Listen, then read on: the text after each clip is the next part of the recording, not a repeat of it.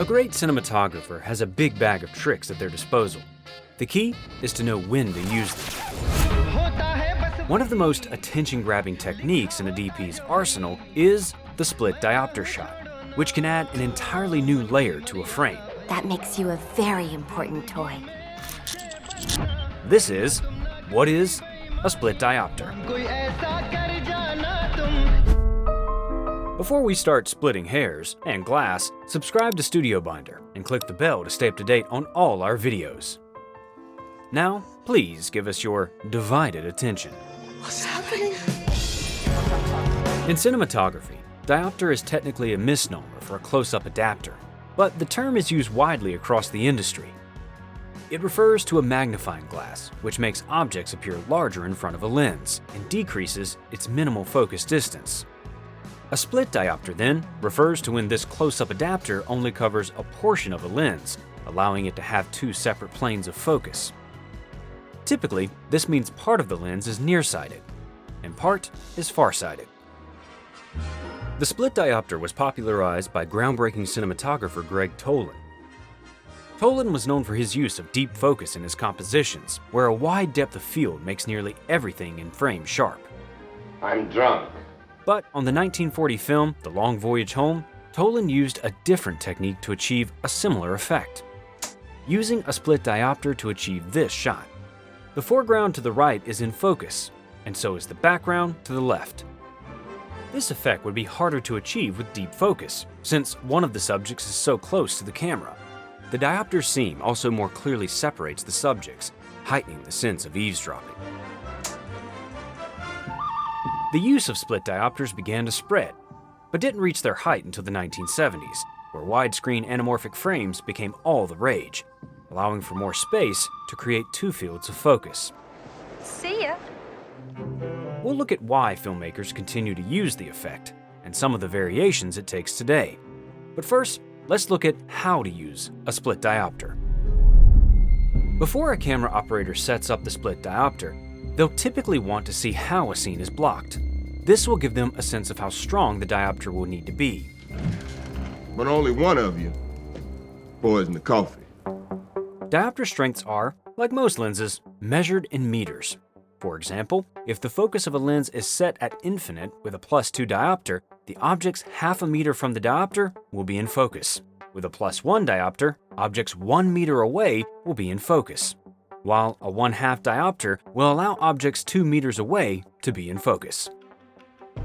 If the subjects are at two very different distances from the lens, the operator will need a stronger or more convex diopter, like a +2. If the two focus planes are closer, the diopter can be more subtle, like a +1/2. The non-diopter part of the camera lens will need to have the farther subject in focus, so often a camera operator will get focus on that subject, and then find a diopter which will get the closer subject most in focus. A split diopter is attached to a camera's lens, just like any other filter, either being screwed directly onto the lens or placed in a matte box. The diopter is then rotated based on the desired effect, so that the seam is either horizontal, vertical, or diagonal.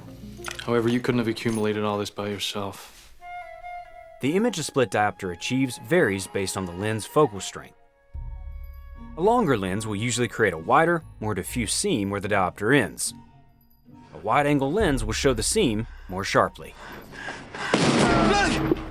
You can also hide the seam by using the mise-en-scène, like running it along a straight line present within the frame, or letting it get lost in an atmospheric background.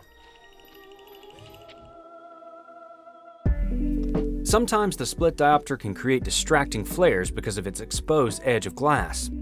This can usually be avoided by using a matte box, or by covering the cut edge with black paint. Often, a camera operator will want to have a deeper stop when using a diopter, typically above an f4. This is because the diopter portion of the image will have a very shallow depth of field, and a higher stop will make it a little deeper, so that focus issues can be more easily avoided. Achieving a split diopter shot can be time-consuming and demanding. So why do filmmakers use it? I'm never talking to you again! At their core, split diopters enable dynamic compositions along the z-axis of a frame. Rather than point an audience's attention to one subject, a split diopter creates multiple planes of action. Of course, a shot with deep focus can also capture various subjects at different distances from the camera.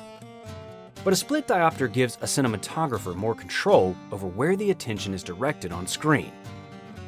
The closer subject is placed in shallow depth of field, making them more clearly a point of focus, while the farther subject also benefits from a shallower depth of field, resulting in dual areas of attention, an effect that would be more difficult to achieve using deep focus. Having two dueling areas of attention can create many different effects. First, it allows for a filmmaker to play with juxtapositions in one frame. In this shot from Lehane, a split diopter lets us see both Vince and the violence occurring behind him. Juxtaposing both subjects in the same shot links the two together. The violence around Vince is inescapable.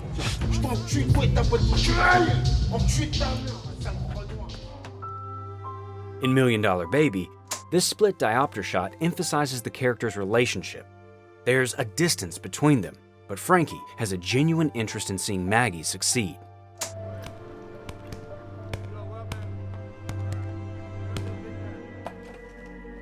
A split diopter in All of Us Strangers helps directly juxtapose an old photo of the Addams home and what it looks like now, adding to the film's investigation of the relationship between a person's past and present.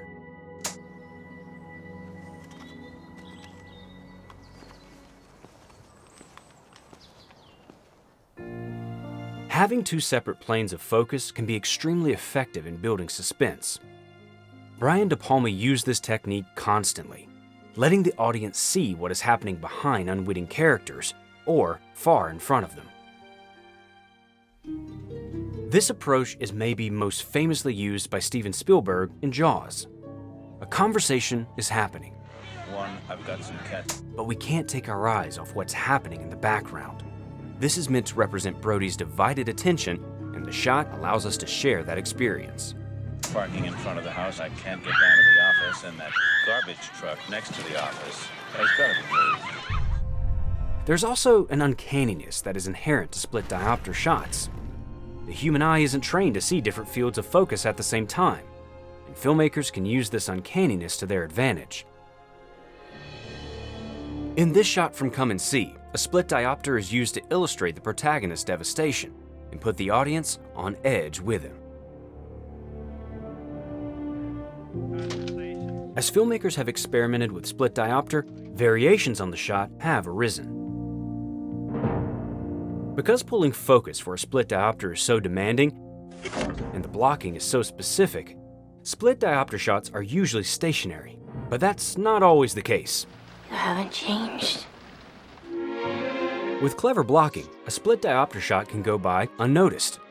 In this scene from Manhattan, we see a rare example of a moving shot with complex blocking that uses a split diopter. The diopter isn't very strong, so its presence is subtle, but the actors still have to hit their exact marks to stay in focus. And DP Gordon Willis slides the diopter in and out of the shot when necessary. The use of the diopter shot here subliminally separates Isaac from the other two women, who he perceives as out to get him. You honestly think that I tried to run you over? You just happened to hit the gas as I walked in front of the car. Cinematographer Stephen H. Burham takes it a step further in Carlito's Way. In this shot, Burham uses a split diopter to keep the waitress in focus. And when he zooms in past her, the first assistant camera removes the diopter, ensuring Gale is fully in focus. If you look closely, you can actually see the diopter being removed. Jesus, she looks like Gale. Same color hair. A split diopter doesn't need to simply cut an image in half. Strip diopters can split a frame into thirds, like in this shot from Challengers. The end result is a frame which bunches the three main characters together, while simultaneously creating distance between them. There are also spot diopters, also known as donuts. These create a blurry ring around a subject. An alternative to a split diopter that can achieve a similar effect is joining two shots in post. This is a version of what is called an invisible visual effect. Typically, it's created by shooting two shots with identical framing but different fields of focus. One focused on the distant subject, and one focused on the near subject. Then the two shots can be merged using a post-production software like After Effects. Though it's now done with digital software, the core of the technique is nothing new. One of the earlier split diopter shots from Citizen Kane was in fact a version of this, where two shots were composited together. Hello, Jedediah. A split diopter is a powerful tool that gives a camera an ability that not even a human eye has. So save it for special occasions. Divided attention can only work so many times. Excuse me, sir, but were you to visit me the other day? And before you start thinking about diopters, you'll need a movie to use them in. Get started with Studio Binder's pre-production software, which can help with everything from screenwriting to storyboarding. That's all for now. We've got a split.